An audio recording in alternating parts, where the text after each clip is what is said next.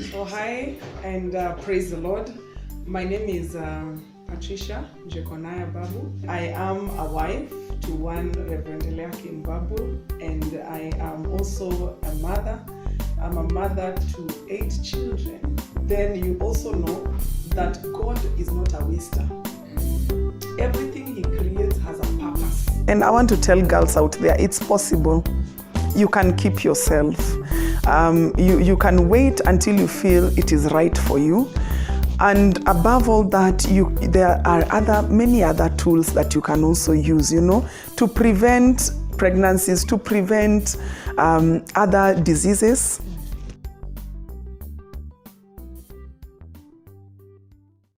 But today as I'm here, a girl is being violated right now. What tools did we put in her hands to be able to protect herself? What information did we give her to be able to know what can she do?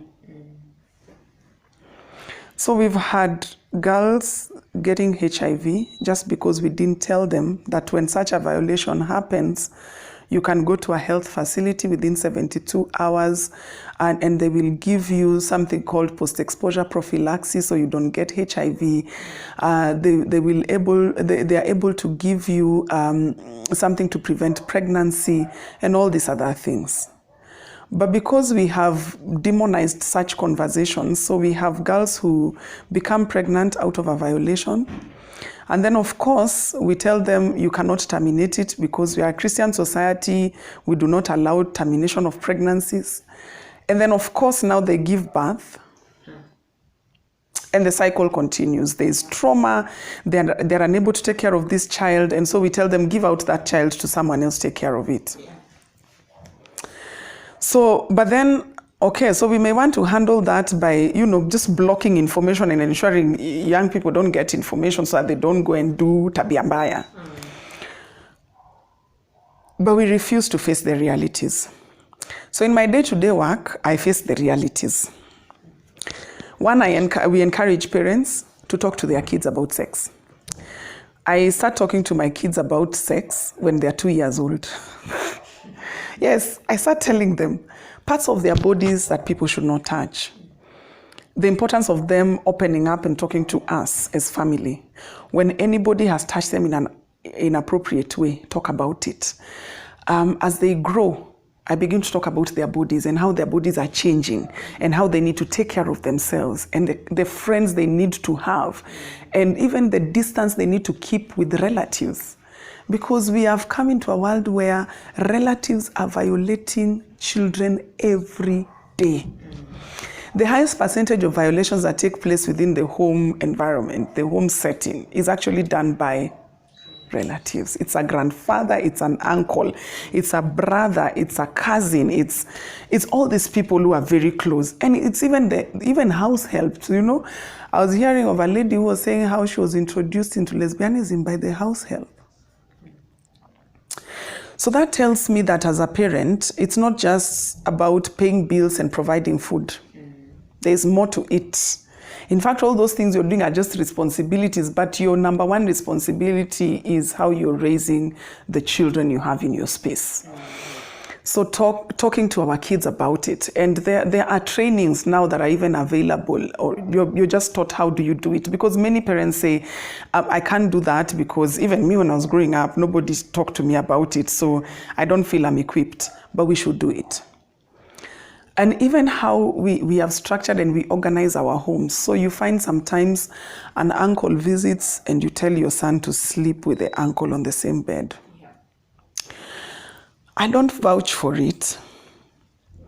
As much as possible, avoid it. I'm not saying uncles or brothers, they're evil, but I'm saying they're all vulnerable and evil can attack anytime. So for the sake of the safety of our children, let's just be able to make those clear boundaries.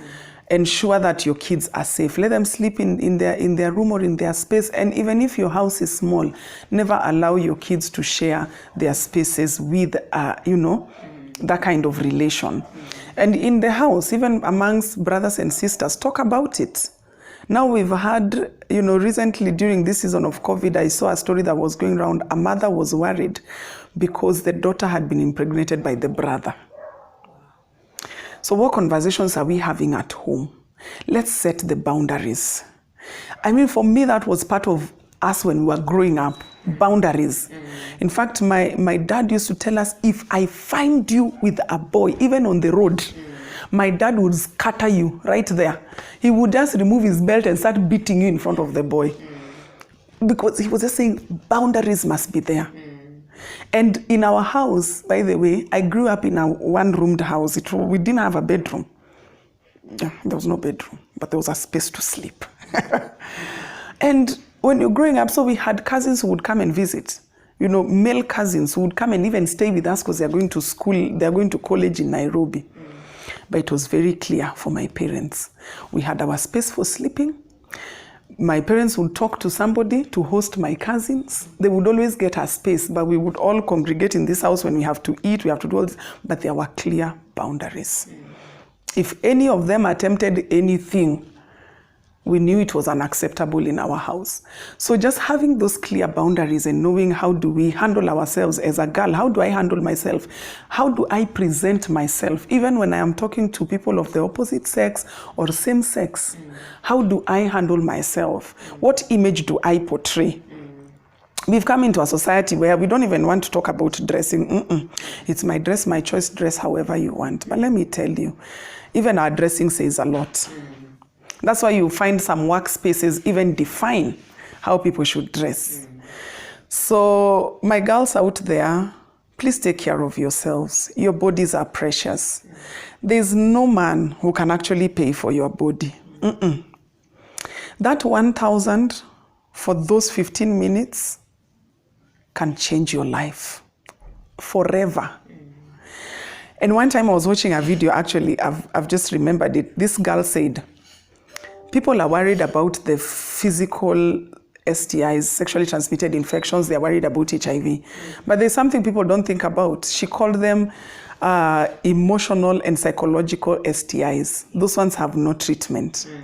So you move on and these images keep coming. They torture you. They remind you of who you are or what you did. And you just end up not living a life that that is in its fullness. You're always worried that somebody could get to know what you used to do before.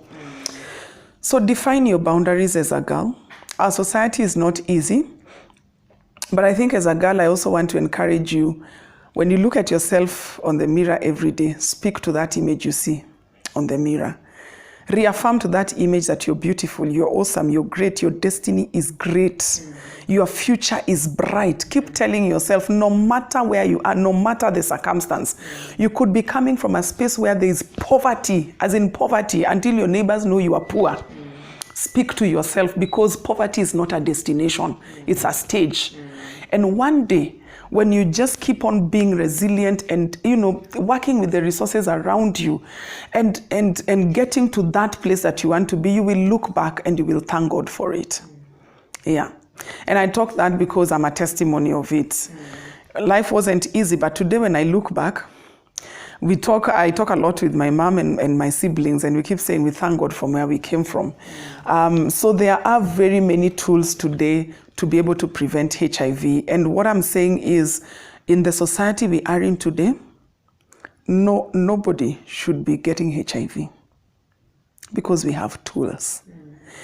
So if you know your lifestyle, the kind of vulnerabilities you are exposed to, there are tools. If you're a girl, we have the pre-exposure prophylaxis, we call it PrEP. And now we're even going to have PrEP packaged in a different way as a ring for girls and women, that you can just have it and prevent yourself from getting HIV. Those who are living positively with HIV, they'll tell you the journey is not easy. Taking that pill every day is not easy. Having the kind of stigma in our society towards people living with HIV makes the life very difficult. Decisions around who to relate with when you want to get married. And I have a lot of young people that I work with, and they just tell me, Pat, the most difficult part of my life is when I start dating. And then I have to disclose my status. That's the difficult part, because when I open my mouth and I just say I'm HIV positive, they run.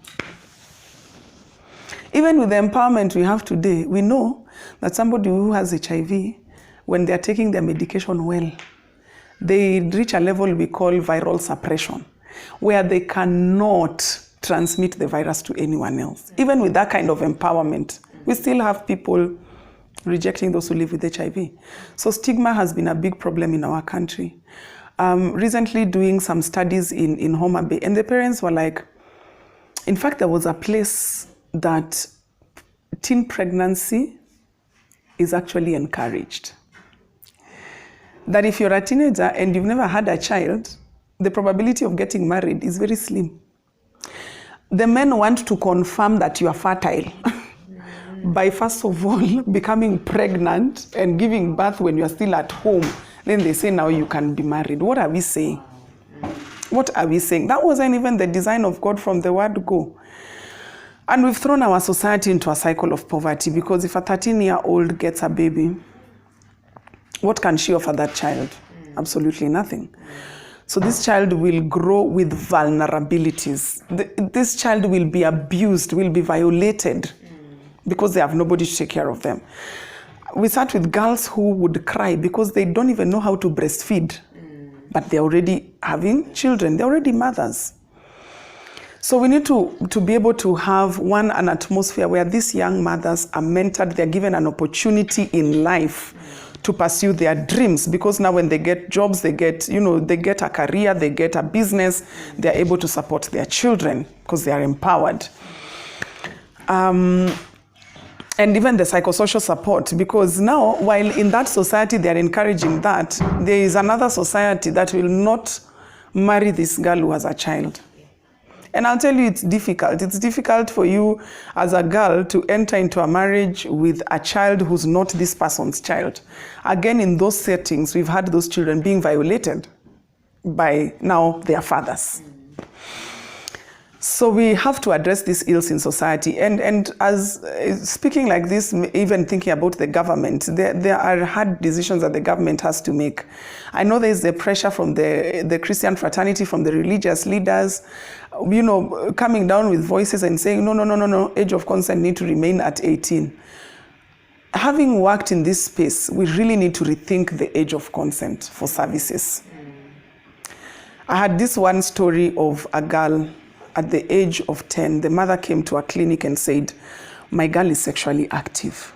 Can you give her contraceptive? The provider said, no, we can't.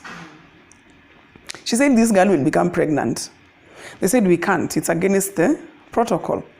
So 3 months later, the mother came back. The girl was actually pregnant at the age of 10.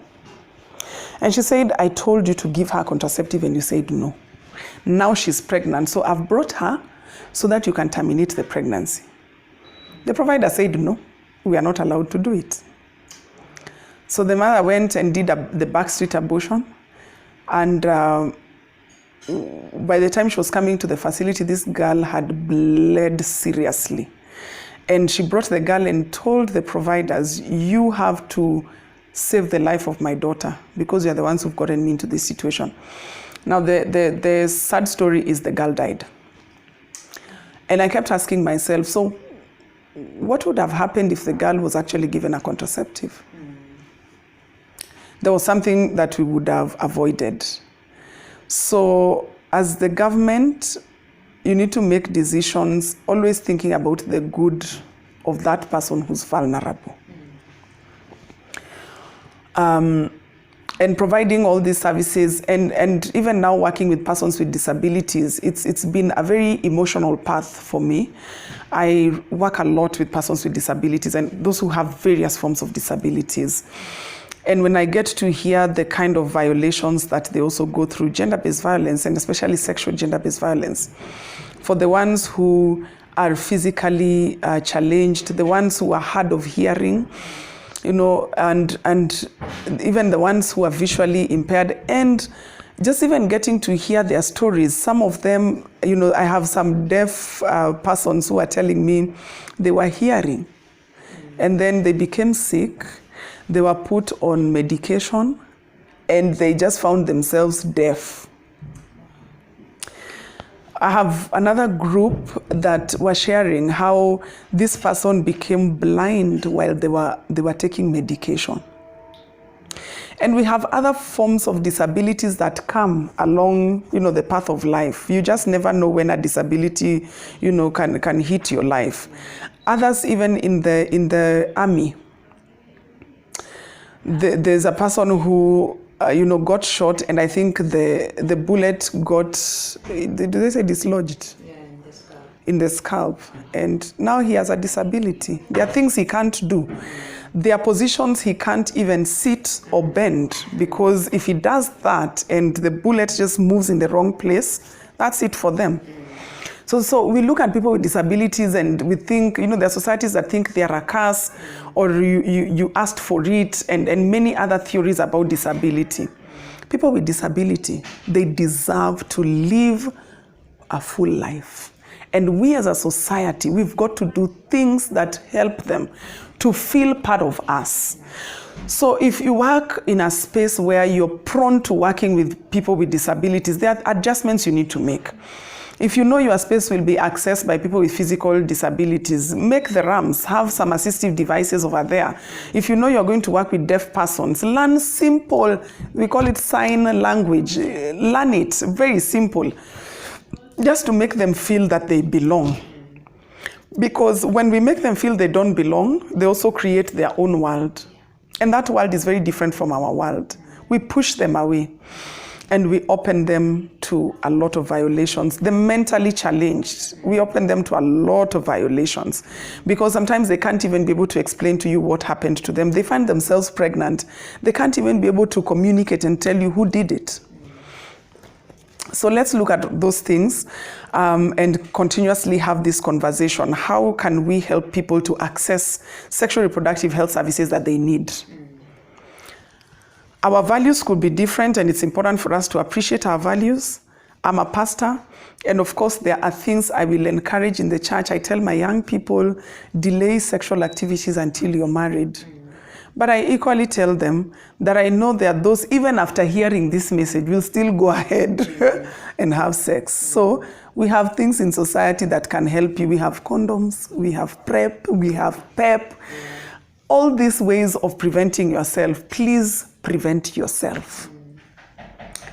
So that brings in my pastoral work that I do every day, and I'm glad to be pastoring International Lifehouse Church, a congregation that's full of young people, and maybe young because as much as possible I want to retain my youngness, but also I want to understand the dynamics and the things that young people go through, because when we manage to walk our young people through this stage of being young, beyond that they are able to manage their own lives. So I encourage young people to always make the right decisions. And what can help you make the right decisions? Get as much information as possible. The Bible says, my people perish because of lack of knowledge. And I love God because God said lack of knowledge, because knowledge is diverse. So God did not say, only find knowledge of up to this extent or just in this particular area. But he said knowledge. So find out knowledge about HIV. How do I prevent myself? How should I interact with people? What should I do? If I find myself in this situation, what should I do? Because now I tend to handle people who have a lot of trauma. Trauma from their past that they never reconciled with, they never got anybody to talk about it with. They were violated when they were young, but because in the Christian setting you can't talk, you can't say you are violated. You can't. It's evil. Yeah. Forgive and move on. So you kind of like just said, okay, let life go on. You got married. And every time you have this encounter with your spouse, everything comes back running, and replaying in your mind, and you're stuck and you're feeling like. So I get people who just come and say, Pastor, from your sermon when you said 1, 2, 3, I actually realized I needed to open up. And finally, I feel like I've gotten someone who understands that there are things that you can't carry alone. And so people have opened up. So my fellow pastors out there, let's create that environment. Let's allow people to come and talk to us. Let's seek knowledge so that when people come, we can be able to give them the knowledge. All right? We have, and a lot of people who are violated, they didn't ask for it. Someone was just walking down a street, they were violated. But because in our churches, we don't want to tell them what they should do, they kept quiet after that violation. But if we just told them, go do this, do that, go get counseling so that you can address the trauma, this world would have been a better place. Because again, one thing, some other things that happen is when you're violated or when you make certain decisions from a lack of knowledge, you tend to blame others. Yeah. I've seen people blaming their churches. It is that church. They kept on telling us this. Abstain. Pastors, I'm not saying we shouldn't preach abstinence. Even abstinence is one of the prevention measures. And as much as possible, let's talk about abstinence. But let's give people information to help them make the right decisions. A child who's being violated and they're staying with the person who's violating them. During this season of COVID, we've seen it. A girl is in a home, she's being violated by the father. But we've not even empowered her to know. You can actually have these preventive measures around you so that you don't contract HIV. You know, so that you can also go and get counseling. Because many of us, again, we do not want to take those kids out of that home and stay with them. It's not possible. For some people, it's not possible. There are those who've managed to do it, but we know for the majority, we can't even take them from there. But we've made the society so harsh that they can't also talk about it. So when they tell their moms are like, no. That thing has to be our secret in the house. And then it's kept a secret. So what are we telling this girl? That it's okay for you to be violated? A lot of the cases that go unreported is because we've normalized violence. We've normalized it in such a way that even there's communities in Kenya where if a woman has not been beaten by the husband, she says, today I must do something for me to be beaten. Yeah. We shouldn't have that. Because now, when this woman is going through a violation, her children are being violated. And this is how it happens. So when, for example, if I am being violated today, if my husband beats me up, my kids are witnessing how I'm being beaten up. So my kids begin to think being beaten up, if you're a girl, being beaten up is normal. And if you're a boy, you should actually beat, girls or women. Now that's a cycle. It can also lead the opposite way, bring hatred. So the girls in that family may choose never to relate with men, never to get married because of what their mother was going through. And the boys can choose to hate their fathers because of what they were doing. So we are building a very bitter society, a society where people make decisions based on the bad experiences they go through. But that narrative has to change. How do we change that narrative? By being open. Let's talk about it. Let's say no to violence. I mean, if I hear a neighbor or somebody that's beating their wives, I have that tendency of always, going there and saying, no, you can't do it. Even on the streets. One time I was driving and then I saw a woman being beaten up by a mob. I stopped the vehicle. And when I came out of that vehicle, I asked them, what's going on? And they said, this woman is disturbing people in the plot. She's drunk. And I asked them, who gives you the right to beat her up? And unfortunately, there were fellow women who were also beating her. And so I stood there and I told them, if you stop beating this woman right now, or I'm actually calling the police. And I took out my phone and started calling. And the good thing is it all stopped, and I talked to those women and I told them, you guys cannot allow this to happen. You can't allow a fellow woman to be attacked like this because she's drunk. Go lock her up in her house and allow her to sleep. When she wakes up, she will not be violent, she won't be disturbing anyone. Let's not condone violence. There is no violence that's good, and nobody deserves violence. You can't say, I am beating my wife because she does not listen. Or I did this to I violated my husband because. There's no explanation for violence. And violence should never be condoned anywhere. Even violence against children. We have better ways of instilling discipline. But when you beat up a child until, they can't, you hurt them, they're bleeding or something else is going on in their lives, the trauma, there are better ways of disciplining our children. And even that beating, when you do it in a humane way, I sometimes spank my kid And I do it in a way that, one, they get the understanding that that wasn't right. You shouldn't do it again. We have a whole conversation. Let's have those conversations. And let's make the world a better place. As a believer, let's preach what Christ preached. Christ preached love. Me, I never saw anywhere where Jesus conducted a mob justice on anyone or beat anybody. And let me tell you, even those days of Jesus, there were very many sinners. Just the way they are today. But it's interesting that we don't want sinners to come to church. We tell all these sexual minorities don't come to church. We tell them all sorts of things. I don't know where they will see the love. But as we allow them to come, as they interact with us, as many as interacted with Jesus. In fact, the Bible concludes this by saying, everywhere he went, he did good. Everywhere he went, he did good. He got an adulterous woman when everybody expected him to be the leader, to stone her. He said, no. If you've never sinned, throw that stone. What did he say? He said, basically, there's an equalizer. All sins are equal. Whether you lied, whether you murdered, whether you stole, you're having same-sex relations, whatever it is, all of them brought before God, they are all sins. So let's not say that sexual sins are bigger. When we go before God, we'll be surprised. That small lie you told, and then that other sin you are seeing was very big. Hellfire is one. So let's preach love. Let's preach love. And God richly bless you. Naomi, thank you very much for this opportunity. And I look forward to unfolding other different areas and areas of life generally. We are ambassadors of Christ, and Christ preached love. He said, let's spread that love everywhere. God bless you. Before we go, last question. From your experience, I'm sure you've been to several churches, your home church and others.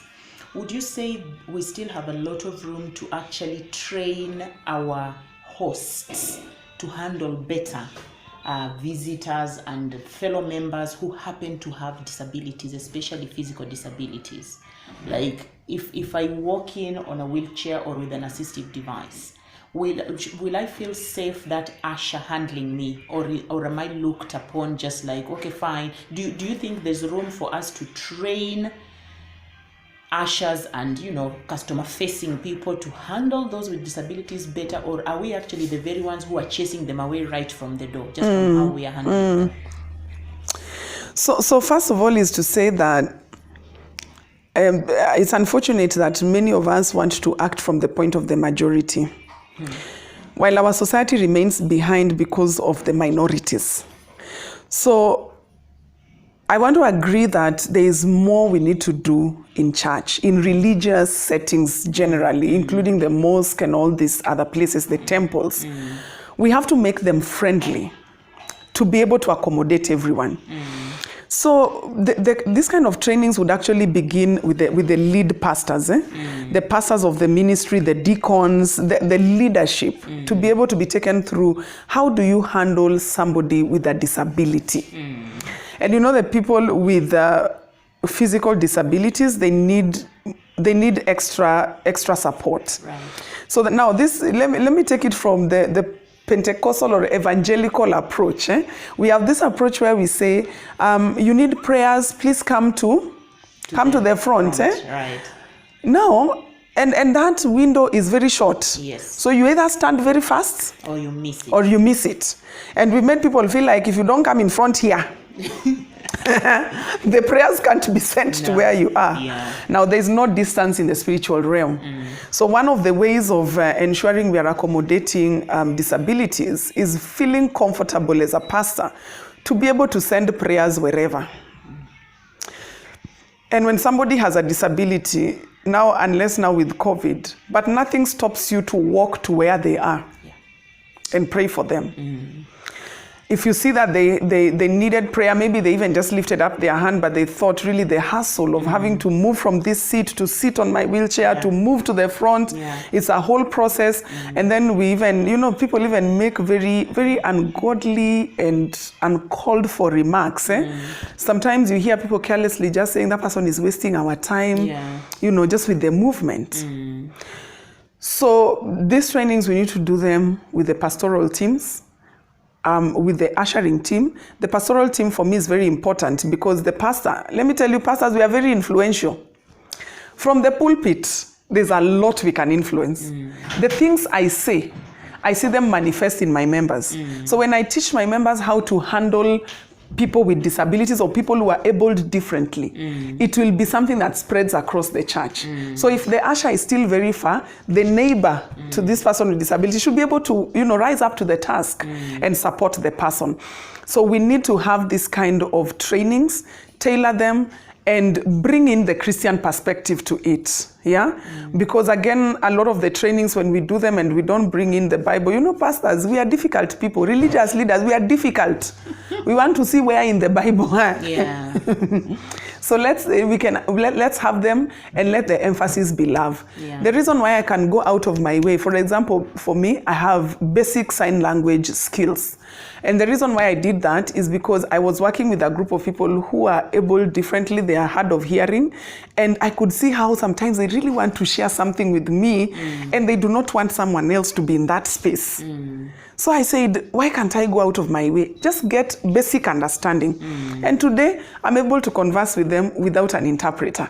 And it excites me that I'm able to do that I'm able to go out of my way. And they consider me a pastor, so they find it very easy to ask me things they would otherwise find it difficult to talk about out there. And let's change the narrative. Through these trainings, we talk about, one, people not seeing disability as a curse. God is dynamic. And his creation, in his dynamism, he ensures that the creation is also dynamic for beauty purposes. Imagine if all of us did not have a disability. I think the world would be boring. Because every time I step into the shoe of a person with disability, I see the world differently. I see it differently. So even modification of churches, let's modify our entrances, our exits. Let's modify our toilets. Our toilets are only thinking about the abled. So there are many things we can do. Some of them we may, and also doing this and bringing about the change, we have to do it incrementally. There are some things we may not achieve immediately, but there are the small adjustments we can start until we all get to a point where in our churches, no matter whether you're abled or abled differently, you've come in and you fit in because there is somebody interpreting the sermon for you. There's somebody that's willing to assist you in any other way. So that's how I would actually look at it. And maybe finally to say something, let's also have support for parents who are raising children with disabilities. We leave them out half the time. When we are working with children with disabilities, we only target the child. You don't imagine the parent is going through a lot. I have women who've been abandoned because they gave birth to disabled children. Women or parents who have to keep up with societal, perspective of them. They are seen to be raising a curse, that something was actually different. We've made those parents even be afraid to deliver another child because they are afraid they will get another one with a disability.